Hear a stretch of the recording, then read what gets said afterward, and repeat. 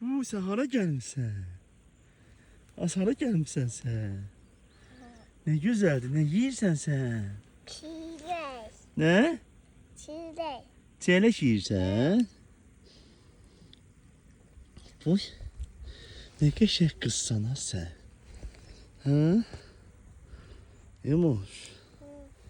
Sen hara gelmişsen belə? Kəlbəzərə gəlmişsən az. Hara gəlmişsən Kəlbəzərə? Hə. Az hara gəlmişsən sən? Kəlbəzə. Kəlbəzərə gəlmişsən.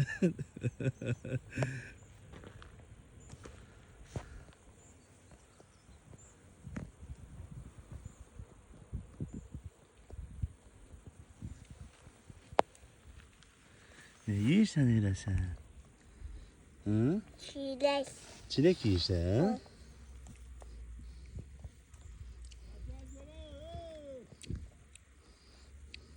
Qəşəkdir, dadlıdır.